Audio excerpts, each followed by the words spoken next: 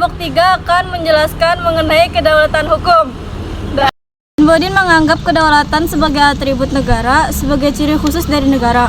Menurutnya, kedaulatan merupakan hal pokok dari kesatuan politik yang disebut negara. Kedaulatan mengandung satu-satunya kekuasaan. Yang pertama yaitu asli, yaitu tidak diturunkan dari suatu kekuasaan lain. Yang kedua tertinggi, yaitu tidak ada kekuasaan yang lebih tinggi yang dapat membatasi kekuasaannya. Yang ketiga bersifat abadi atau kekal. Yang keempat dapat dibagikan karena hanya ada satu kekuasaan tertinggi. Yang kelima tidak dapat dipindahkan atau diserahkan kepada badan lain. Jadi dari pernyataan tersebut dapat dikatakan bahwa kedaulatan berarti kekuasaan tertinggi pada suatu negara atau kekuasaan yang tidak terletak di bawah kekuasaan negara lain.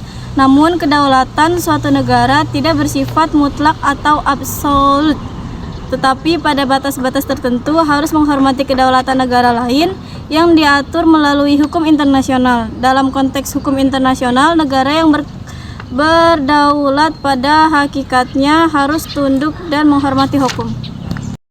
Kedaulatan negara merupakan karakter negara yang secara politik merdeka, baik secara de jure maupun de facto. Kedaulatan itu pada dasarnya mengandung dua aspek. Yang pertama, aspek internal. Aspek internal yaitu berupa kekuasaan tertinggi untuk mengatur segala sesuatu yang ada atau yang terjadi di dalam batas-batas wilayahnya. Yang kedua adalah aspek eksternal.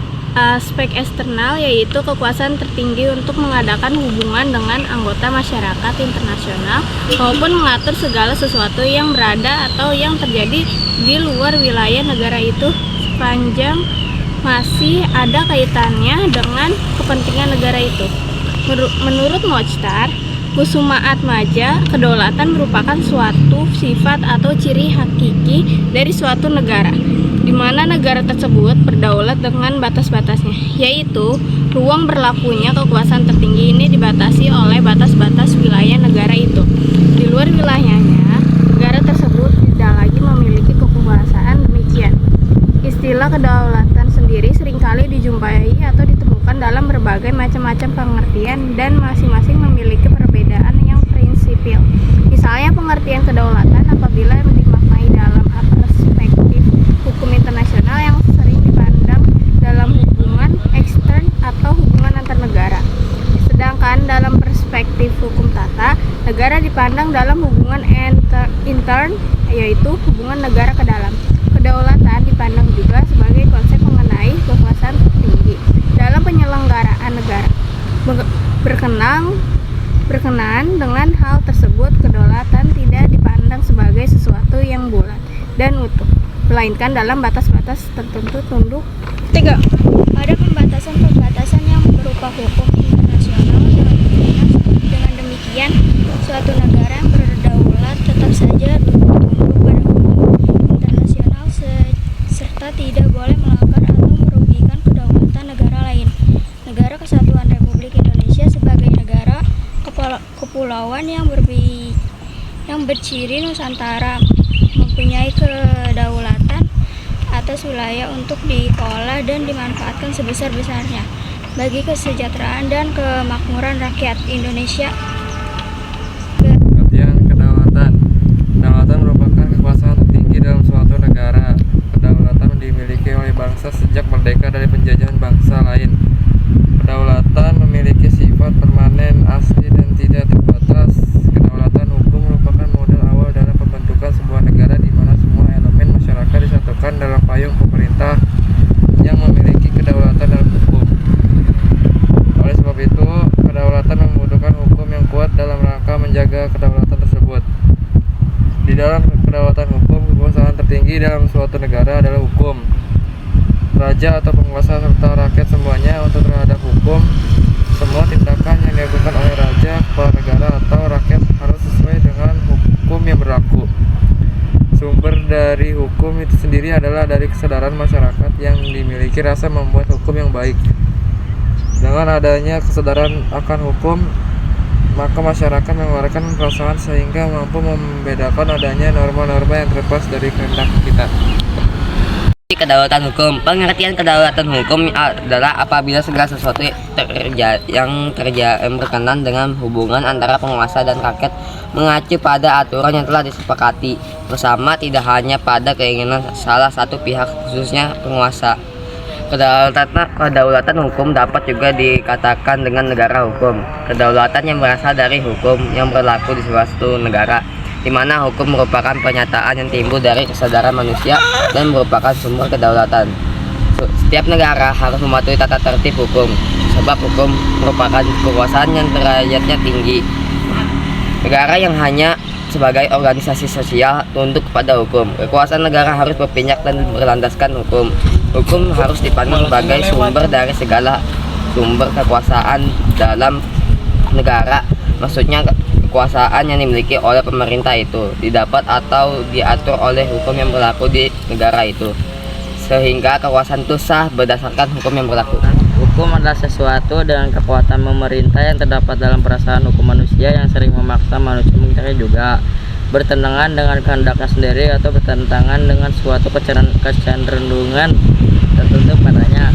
Bukan hanya manusia di bawah pemerintah hukum, negara pun di bawah perintah hukum. Hukum berdaulat yaitu di atas segala sesuatu termasuk negara. Kelemahan teori Campbell adalah teori tersebut tidak dapat diterima karena kaidah yang berasal dari perasaan hukum seseorang hanya berlaku baginya saja. Jadi apabila tiap orang mempunyai anggapan sendiri tentang hukum, maka hukum yang berdasarkan anggapan sendiri itu jumlah dan macamnya tidak kira banyaknya. Berkuasa adalah sumber dari hukum dan ia tidak bersifat pada hukum, hanya tunduk pada hukum ilahi dan hukum kodrat, dan hanya bertanggung jawab kepada Tuhan saja.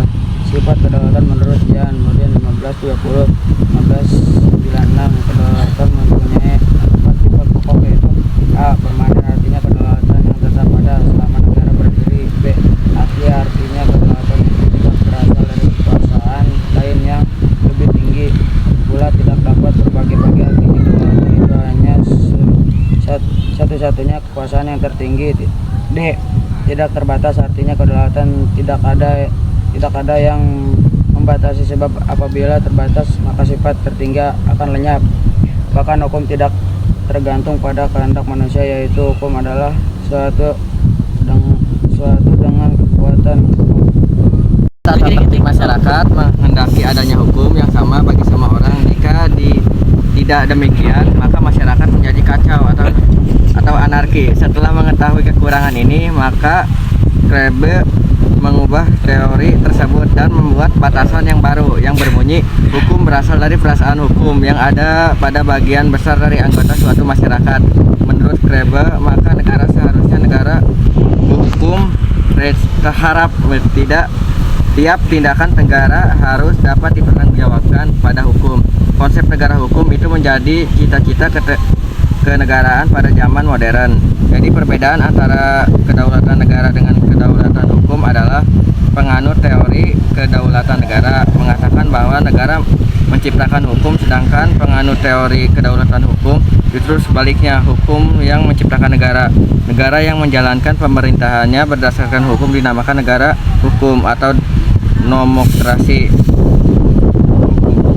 Kratain menguasai pemerintah. Dasar-dasar negara hukum itu sendiri adalah asas legalitas, asas perlindungan kebebasan dan hak pokok manusia atas semua orang yang ada di wilayah negara.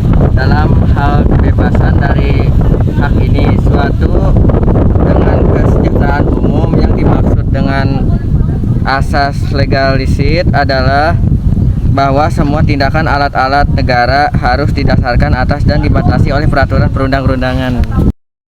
Kelemahan teori kedaulatan hukum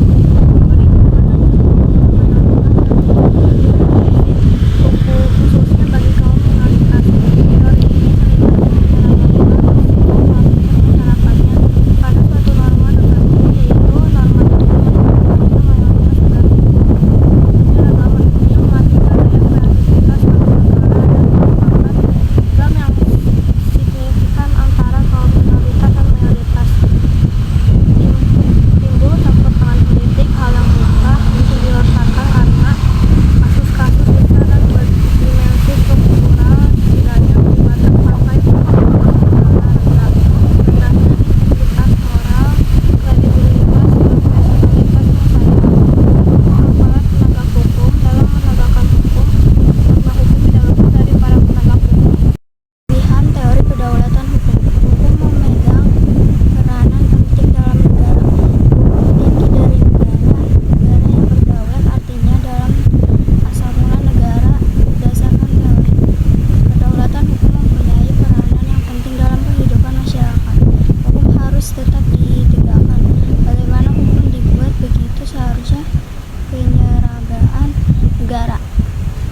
kedaulatan hukum mengakibatkan kondisi pemerintah yang serba seragam dan singkat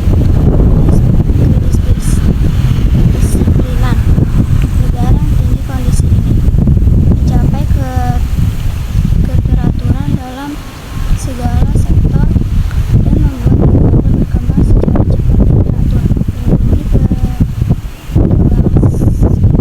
dan hak orang yang berada di wilayah tersebut tidak hanya bersifat pasif tetapi juga harus bersifat aktif dalam rangka menyelenggarakan kesejahteraan bagi rakyat. Sanksi terhadap pelanggaran peraturan tersebut adalah tegas dan bersifat memaksa. Sekian penjelasan dari kelompok kami, kurang lebihnya mohon maaf. Wassalamualaikum warahmatullahi wabarakatuh.